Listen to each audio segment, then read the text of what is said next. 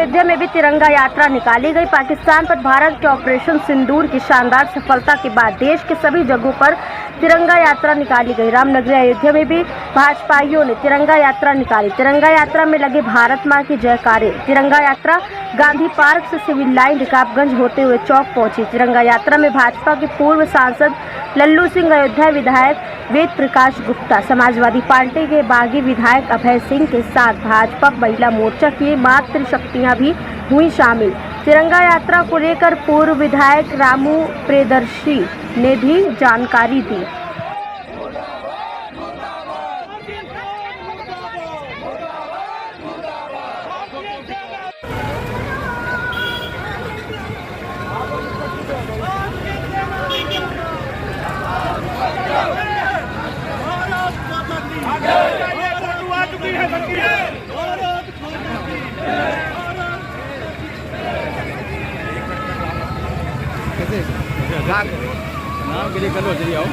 यात्रा निकाली जा रही है।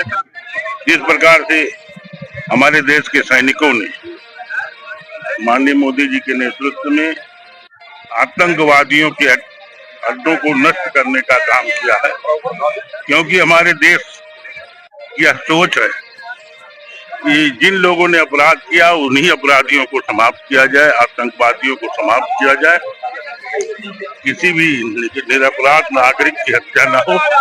इसलिए आतंकवादी अड्डों को हमारे वीर सैनिकों ने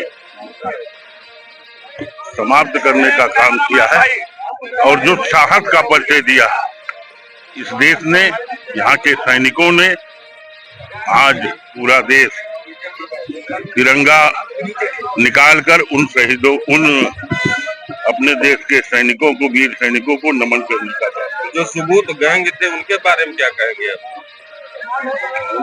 जो सबूत मांगते थे हमेशा, उनके बारे में? वो सबूत मांगने वाले मांगते रहेंगे, क्योंकि उनको कुछ करना नहीं है। विपक्ष का काम है बोलना और ये बोलते रहे। सलाम। आज पूरे देश और दुनिया ने भारत की ताकत को देखा है, भारत की सेना की ताकत को देखा है और माननीय प्रधानमंत्री जी का जो संकल्प था उसको स्थिति तक पहुंचाने का जो काम माननीय प्रधानमंत्री ने किया है, पहलगाम हमले का जिस तरह से जवाब दिया गया है वो अपने आप में ऐतिहासिक है। माननीय प्रधानमंत्री को इसके लिए बहुत बहुत बधाई। ये राष्ट्रभक्तों की यात्रा है और फौजियों का मनोबल बढ़ाना है।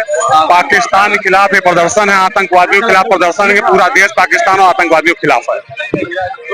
संदेश क्या देंगे अयोध्या से? अयोध्या से हमेशा बड़ा संदेश गया है, इस बार बड़ा संदेश जा रहा है कि सब लोग आतंकवादियों के खिलाफ है, उनके खिलाफ सख्त से सख्त कार्रवाई होनी चाहिए, जो कि हमारे गृह मंत्री जी, माननीय प्रधानमंत्री जी लगातार कर रहे हैं और उसको देखने को भी मिल रहा है। सबसे पहले तो हम आपके टीवी चैनल को बहुत बहुत धन्यवाद देना चाहता हूं कि आपने जो तिरंगा यात्रा निकाली गई थी उसमें जाकर के चारों तरफ आप सब लोगों ने उसके फोटो लिए, चित्र लिए और जन जन में पहुंचाने और पूरे उत्तर प्रदेश भारतवर्ष में पहुंचाने का कार्य किया। बहुत धन्यवाद के पात्र हैं। ये तिरंगा यात्रा जो निकाली गई थी ये भारत के